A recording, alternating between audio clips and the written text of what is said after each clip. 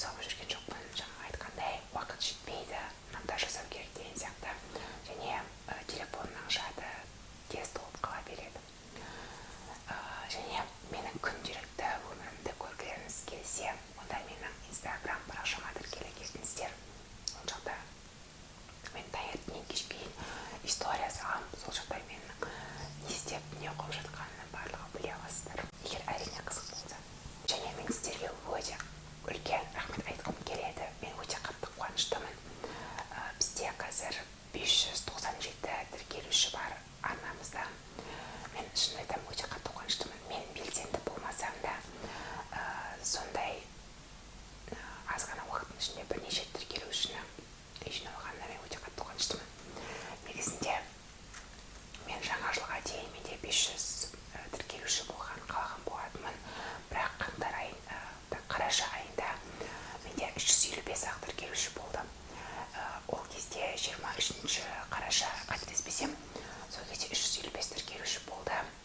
Мен бүйтіп күнде санайтынмын да, күніне 3 тіркелушіден тіркелетін болса, онда мен 31 желтоқсанға дейін 500 тіркелушіге жетсем деп солай ішімнен ойлап жүрдім. Бірақ өкінішке орай қаңтар айында маған ешқандай адам тіркелмей қойды. Мен 355 басу цифрмен бір орында тоқтап қалдым. Ешкім тіркелмей қойды. Содан кейін мен кішкене көңіл күйім түсе бастады. Ой, ешкім тіркелмейді. 500 тіркелушіге жаңа жылға дейін жетпейтін сияқтымын деген ойлар болды. Бірақ ішкі түйсік олай айтқан жоқ та, 500 тіркелушіге жетеді деген ішінде бір күшті бір сенім болды. Солай жүре бердім. ютубқа мән бермей кеттім де, қарамай кеттім. Солай бір күні бүйтіп қарап қалсам, ол дейтін желтоқсанның 25-і қателеспесем, сол кезде қарадым, 505 тіркелуші тіркелді. Мен кәдімгідей қуанып кеттім. Жаңа жылға жетпей жатып 505 тіркелуші, ура депті. Сонда бір айдың ішінде мен белсенді болмасам да, сіздер белсенді болып, бір айдың ішінде маған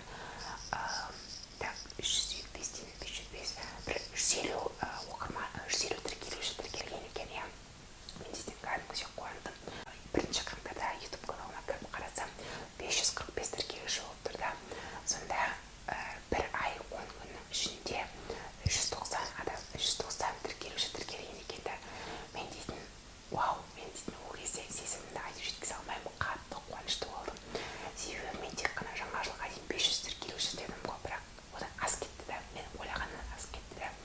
Мен дейтін, білмеймін, сол кездегі сезімімді, қуанышымды жеткізе алмаймын. Енді бұйырса 1000 тіркелушіге жетсек, өте күшті болып жетті. Мен сіздерге сол үшін де өте үлкен рахмет айтқым келеді. Мен қуаныштымын.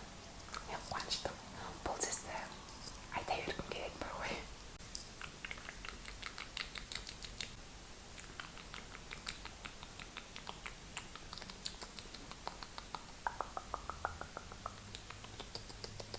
Бүгінгі видеода мен цитаталарды оқитын боламын. Алдыңғы видеода айтқан болатынмын.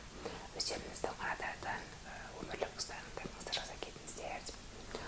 Сол 15 цитатаны мен қазір қағазға жазып алдым. 16 цитатаны. Қазір оқитын боламын. Өздеріңізге бір қандай да бір инсайт, өздеріңізге бір қандай да бір пайда алып қалуларыңыз мүмкін. Сондықтан бұл видео арнайы сіздер үшін сондай мақсатпен түсіріліп отыр. Ендеше мен бастаймын. Бірінші, самый лучший и самый правильный выход из ситуации. Забейте все плохие, сохранить в памяти хорошие моменты. Просто сказать спасибо за все, что мы пережили, и пойти дальше, потому что все, что с нами происходит, к лучшему. Я в это верю, да. Секундче. Сильные люди не любят свидетелей своей слабости. Сильные люди не любят свидетелей своей слабости. Өмір бұл қазір. Ол кеше немесе ертең емес. Өмір бұл қазір. Ол кеше немесе ертең емес.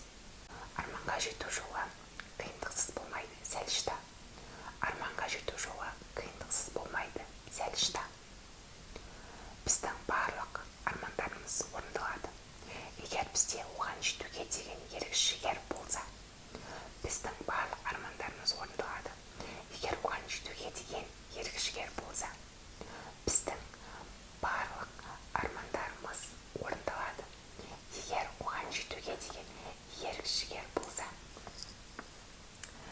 армандар орындалады, мақсатың айқын болса.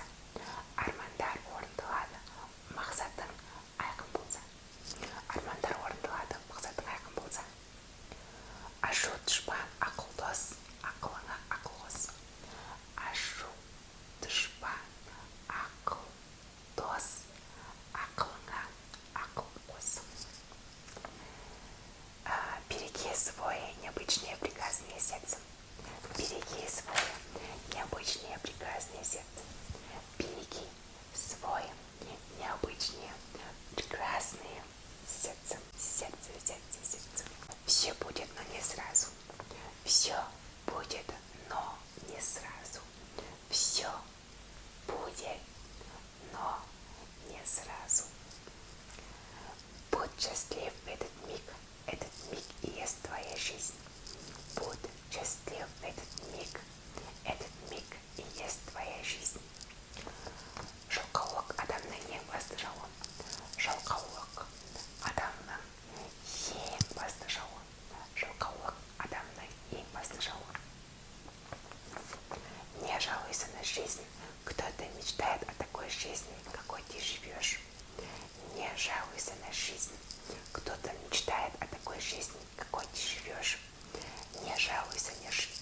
Не жалуйся на жизнь. Не жалуйся на жизнь.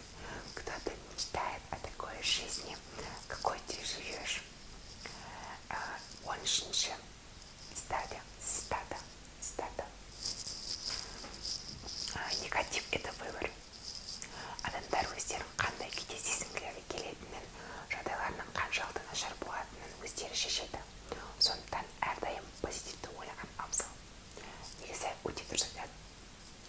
Әрқашан тек жамандықта ғана емес, сонымен қатар жақсылықты да ойлап тұру керек.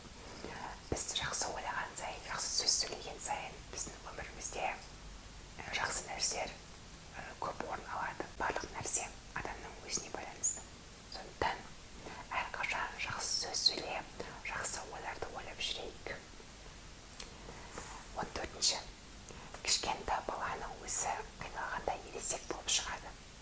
Кішкентай баланың өзі қиналғанда ересек болып шығады.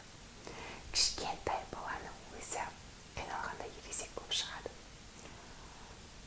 15-ші. Жаман дос киімге қарайды, жақсы дос көңілге қарайды. Жаман дос киімге қарайды, жақсы дос көңілге қарайды. Жаман дос киімге қарайды, жақсы дос көңілге қарайды. 16-ші, яғни соңғысы.